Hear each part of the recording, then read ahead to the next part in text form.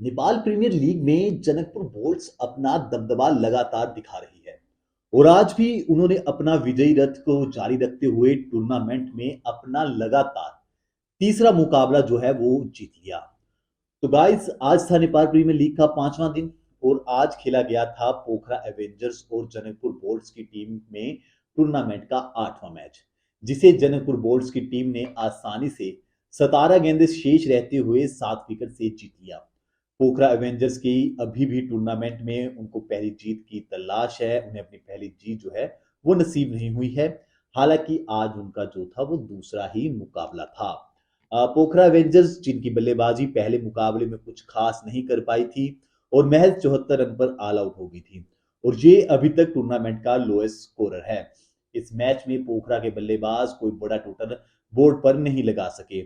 ललित की गेंदबाजी का भी कमाल देखने को मिला। सूरत हाल क्या रहा इस मैच का, जान लेते हैं विस्तार से। तो जनकपुर बोर्ड्स की टीम ने टॉस जीता और पहले गेंदबाजी करने का फैसला लिया। पहले विकेट के लिए जनकपुर को 29 गेंदों का इंतजार करना पड़ा। 30वीं गेंद पर उनको जाकर विकेट मिली, लेकिन इस दौरान जो अच्छी चीज रही कि गेंदबाजों ने रनों के मामले में शिकंजा जो था वो कसा हुआ था। पूरी कंजूसी वाली बॉलिंग जो थी उन्होंने कर रखी थी।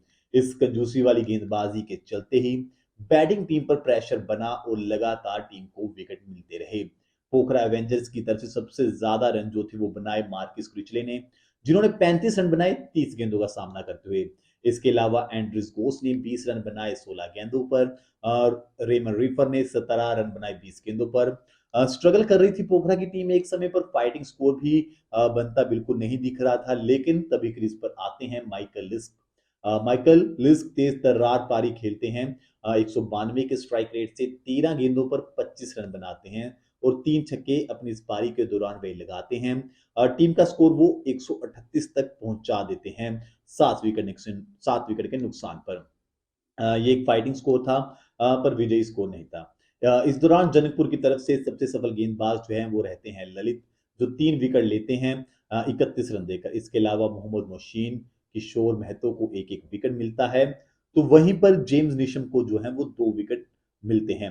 139 रन का टारगेट चेज करने उतरती है जनकपुर की टीम। शुरुआत खराब रहती है, अनिल शाह जो है वो 1 रन बनाकर आउट हो जाते हैं। लेकिन इसके बाद अभी तक के टूर्नामेंट के हाईएस्ट स्कोरर नंबर 3 पर आते हैं लाहिरू मिल्नेथा और फिर से क्या बैटिंग करते हैं। अमेरिका ये खिलाड़ी है।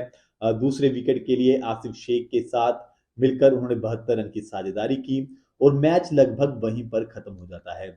लाहिरू 45 रन बनाते हैं और आसिफ शेख जो है वो 33 रन बनाते हैं। इसके बाद जेम्स निशम 5वें नंबर पर आकर फिनिशिंग करते हैं। शानदार फिनिशिंग होती है, ये 20 गेंदों पर 40 रन बनाते हैं। इस पारी में उनके कोई भी चौका नहीं होता, सिर्फ छक्के ही छक्के देखने को मिलते हैं उनके बल्ले से। 5 छक्के अपनी इस पारी में वह लगाते हैं, 200 का स्ट्राइक रेट रहता है और 17.1 ओवर में ये टारगेट जो है वो चेज कर लिया जाता है। तो शानदार जीत दर्ज की है। अभी जो है पोखरा अवेंजर्स को अपनी पहली जीत की तलाश है, लेकिन जनकपुर अपनी 3 जीत के साथ टॉप पर टेबल पर पहुंच चुका है। तो कुछ खिलाड़ियों पर चर्चा कर लेते हैं। ललित राजवंशी पर बात कर लेते हैं। Slow left arm Orthodox bowler है ये। आज के मैच की बात करें तो आज इस खिलाड़ी ने 4 ओवर में 31 रन देकर 3 विकेट हासिल किए। अब तक पूरे टूर्नामेंट की बात करें तो 3 मैच खेले हैं, उसमें इसने 7 विकेट हासिल किए हैं। 72 गेंदें डाली हैं इन्होंने, यानी कि 12 ओवर डाले हैं, उसमें सिर्फ और सिर्फ 75 रन दिए हैं, यानी कि रन और बॉल सिर्फ और सिर्फ गेंदबाजी ये खिलाड़ी कर रहा है।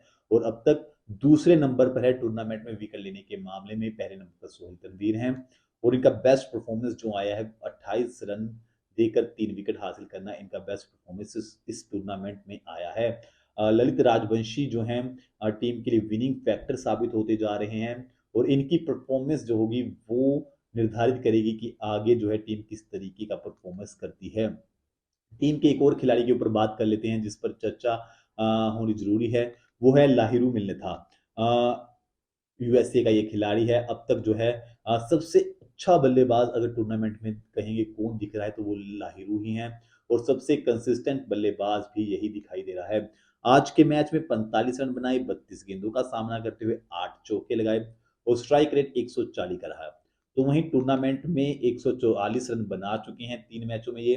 एवरेज कमाल का है, 72 का एवरेज है इनका और स्ट्राइक रेट 146.93 का। तो नेपाल प्रीमियर लीग में जनकपुर बोर्ड्स अपना दबदबा जो है ये इसके बलबूते ही कायम रख पा रही है। तो लाहिरू देखना होगा कि जब तक टूर्नामेंट का अंत होगा क्या इसी तरीके से टॉप पर बने रहेंगे। अगर ये खिलाड़ी ही इस लीग में टॉप में बना रहता है तो बाकियों की जो लीग है, जो बाकी लीग आ जाती हैं, मैं बड़ी लीग की बात नहीं कर रहा, आईपीएल की बात नहीं कर रहा, बिग बैश की बात नहीं कर रहा, लेकिन जो उससे नीचे वाली लीग हैं उसमें इस खिलाड़ी को फिर बाकी टीमें भी अपनी नजर दौड़ाएंगी इस खिलाड़ी की ओर। तो इस परफॉर्मेंस पर ध्यान रखना जरूरी होगा इस खिलाड़ी पर। तो आप नेपाल प्रीमियर लीग के बारे में क्या कहेंगे, अपनी राय कमेंट बॉक्स में दीजिए। धन्यवाद।